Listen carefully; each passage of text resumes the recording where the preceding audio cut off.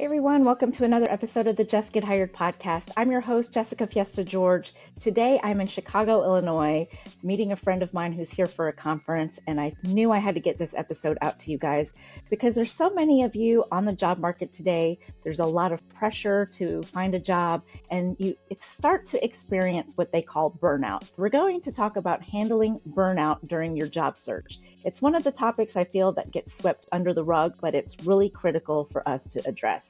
We're going to chat about some key insights. I'm going to give you some tips to help you navigate through this tough phase. If this is the first time that you've tuned into the show, welcome in. Here at the Jess Get Hired podcast, we're all about meaningful conversations on workplace topics and trends that will help you land your dream job or get that promotion. And if you're an employer, stick around because I have a lot of topics, and even understanding topics just like this one is going to help you better connect with your team. Well, my name is Jessica Fiesta George. I've been your guide for all things career related for over 2 decades now. I've been helping companies and professionals just like you. And if you enjoy chats just like this one, don't forget, hit that subscribe button. Share this episode with someone that you know that needs some career wisdom. Hopefully before the end of this podcast episode, I can flip the camera around so you can see the gorgeous view that we have here in Chicago today. But today's topic is all about handling burnout during the job search. Your health, your well-being during this whole process is really important. So we're going to talk about how to recognize those signs and some practical strategies that you should take to take care of yourself. Hi everyone, this is Greg Brooks with Rocket Station. You're listening to the Jess Get Hired podcast. You're listening to the Jess Get Hired podcast. Make sure that you like the podcast and share it with all your friends. I can't wait to hear what you think. You're listening to another episode of the Jess Get Hired podcast. Today, we're talking about how to recognize the signs of burnout. I'm talking about this from the job search process, but burnout can show up in a lot of different phases throughout your career. Every now and then, we tend to hit a wall. There's a lot of pressure to get things done, a lot of pressures at work and at home. So it's important to recognize some of the signs that you might be experiencing when you might be feeling that burnout is on the horizon. So we're going to talk about how to recognize those signs, how to take care of yourself, what it means to set realistic and meaningful goals, just staying busy, and then when you might actually need to seek professional help. A lot of these things are topics that people don't really like to talk about, but I've been getting a lot of messages from people just like you who are on the job market for a week, a month, sometimes up to a year. And it can be really frustrating when you're going through the motions of submitting your application and not getting the feedback that you're looking for. The first thing that we should talk about is just to recognize the signs. It's critical to catch these things early so that you can take action. Burnout will show up in a lot of ways. It could be physically, emotionally, cognitively, behaviorally. So it's really important to keep an eye out on things that are making you feel just a little different. If you're feeling constantly tired all the time, irritable and cranky, you have trouble concentrating. Some of those things might seem like little things to you, but they actually will evolve into something a little bit bigger. So pay attention to your body. If you're starting to feel constantly tired, if you get frequent headaches, if you're noticing that you are changing the way that you eat, if you're overeating because you're stressed out, or maybe you're not eating at all, those can be signs that burnout is creeping in. And then tuning into your emotion. If you feel more snappy than usual, if you're anxious, if you have lost a lot of interest in the things that you used to enjoy, those are also red flags that are signaling that you might be on the verge of emotional exhaustion. If you're getting more snappy at your significant other, if you are responding to people in a short way, pay attention to how these things are coming across because you might not notice them, but other people are. Also, your cognitive signs. If you have different changes to your thinking pattern when you go to the grocery store, are you forgetting the things that you typically buy on a regular basis? Are you having trouble concentrating and staying focused on a task and making decisions properly? Those cognitive symptoms should not be ignored. And then you have to take a look at your behavior. If you're procrastinating more than usual, If you're finding it so hard to stay motivated, which during this time, it really is hard to feel motivated because you're just worried about trying to find a job. If you're starting to withdraw from social interactions, those behavioral changes could indicate that burnout is looming on the horizon.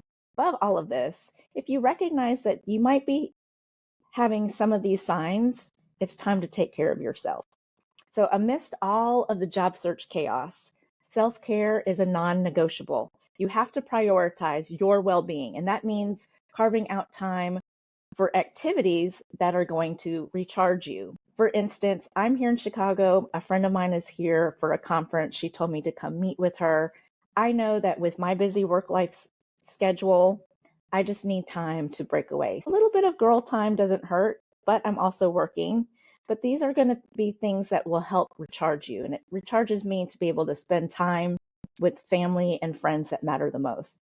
So if you feel like you're hitting that wall, maybe go to the gym, try meditation, taking a simple walk around the block. If the weather is nice outside, take a walk around the block. Take your dog out for a walk. Those little things are going to help you get a little bit more clarity in your day. Don't forget, though, it's okay to say no. So if you feel like there's so much going on and you want to go do something or someone's asking you to do something, it's okay to say no. Take breaks when you feel like you need them. If you've never done any physical activities like yoga or maybe even taking like a Zumba class, journaling if you like to write, or taking a long bath, those are mental breaks that we need throughout our week. So incorporate that into your daily schedule. And then I always like to tell candidates to allocate time on the calendar dedicated to job-related tasks. Set aside a time throughout your day. Maybe it's the first thing in the morning. You get your cup of coffee, you turn on your laptop, and then you start reviewing what jobs have been posted, and you spend 2 hours applying for jobs or revising your resume. Those are job-related tasks that should be dedicated to a specific time on your calendar. That's a good way for you to not constantly have to worry about doing this 8 hours a day, 5 days a week. Learn how to disconnect. Stick to a schedule, even when it comes to your sleeping patterns. Try to go to bed at a decent time. Take short breaks, anything you need to do to recharge. And I always like to tell candidates this. It is stressful now, but think about it. When you start going back to work, you're going to wish you still had time to go do some of the things that you get to do today. Once you get that job, it is the 9 to 5, Monday through Friday grind, or depending on where you are, you might have to work nights or weekends. You know that once you start working again, there will not be enough time in the day. So this is your time to actually take it for yourself and enjoy. So celebrate that. Let's talk about setting realistic and meaningful goals. Goals are great. We have to make sure, though, that they're realistic and meaningful. So break them down into smaller, manageable steps, and don't forget to celebrate your progress along the way. Most importantly, make sure that your goals align with your values and what truly matters the most to you. Now, I always like to tell people to focus on progress, not perfection. Celebrate all of your wins, no matter how small you think they are. Every little victory along the way counts. That could be just customizing a cover letter, rewriting your resume, submitting to different applications to different companies that you've been targeting, reaching out to someone you've never reached out to before and asking them for a meeting. Each little step, just like that, will help propel you forward, and it's really worth acknowledging. But you need to take time to reflect on what truly matters to you in your next role. So align your goals to these values and ensure that you're pursuing opportunities that resonate with your aspirations and your beliefs. If there is a company that you're targeting that really matters to you, or a specific area within a job or a position that appeals to you the most, align your job search to fit those, and then things will change. Just remember, this is only temporary. Whatever you can do to make various changes throughout your job search process is going to get you that much closer to your goal. And switch things up a bit. Don't let this job search consume your entire life. I know that's easier said than done, especially when you've been out of work for weeks on end and it doesn't seem like you are getting anywhere with your interviews, you're not getting the number of offers that you're looking for. You have to start making sure that you switch things up. So engage in activities outside, like picking up a new hobby, volunteering, learning a new skill. Those kind of things are important in balancing your work and life because you don't want to burn out. And if you can prevent burnout, that's going to make you show up to an interview as a more well-rounded candidate. You're going to be better mentally and physically, and you're going to come into the interview with a clear head.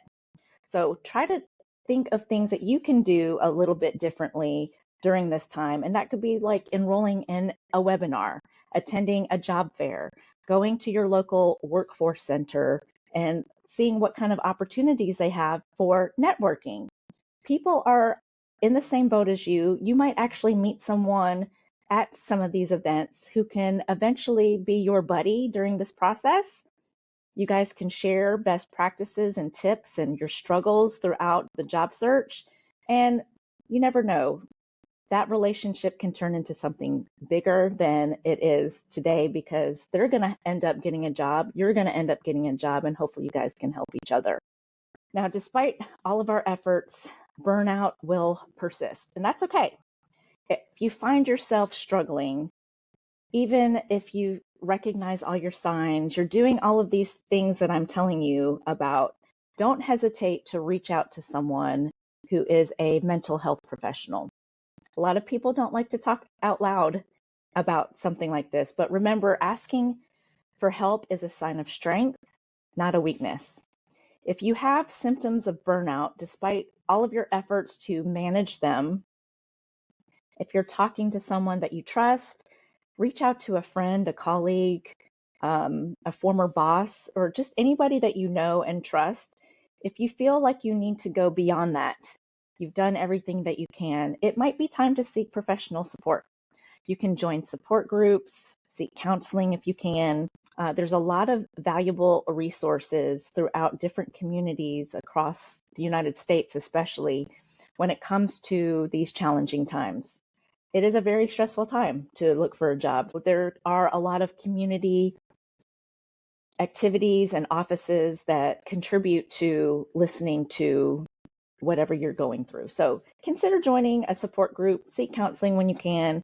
These places can offer so much reassurance during these challenging times. A few things to keep in mind. Just stay flexible in your approach. Sometimes unexpected path will lead to the best opportunity. So try to do whatever you can during this time to stay busy. Mentally focus on yourself because this is the most important time where you can reflect on the things that you can change right now. Talk to trusted resources. Above all, practice self-compassion. You are doing the best you can, and that should be more than enough. So be kind to yourself during this process. Remember, it's okay to take breaks. You cannot be applying for jobs day in and day out. You have to take a break every now and then because if you do that, you'll be a little bit more productive in your day. Ask for help if you need them. If you can weave these strategies into your job search, you're not only going to combat burnout, but you're going to emerge a lot stronger and more resilient. So take care of yourself. And remember, your well-being, it comes first. There you have it.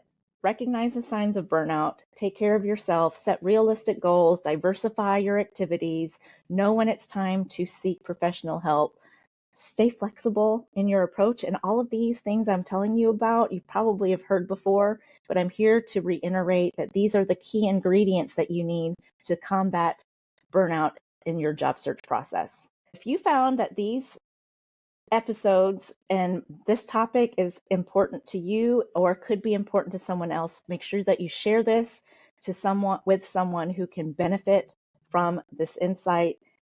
Don't forget, click that subscribe button, stay updated with future episodes. Find me on social media. You can go to my website, jessgethired.com, for more career tips and resources. You're going to find a wealth of information to help you succeed in your job search and beyond. Make sure you find me and follow me on LinkedIn, Jessica Fiesta George. If you have questions, I'm happy to answer them there. I have episodes every week this year in 2024, so make sure you tune in to my next couple of episodes. I'm going to feature a few recruiters who are going to answer some of your most pressing questions when it comes to the job search process. We're going to help you answer the most difficult interview questions and what to expect if you're trying to get promoted or to get hired. So thank you so much for tuning in. Until next time, take care of yourself and keep chasing those dreams.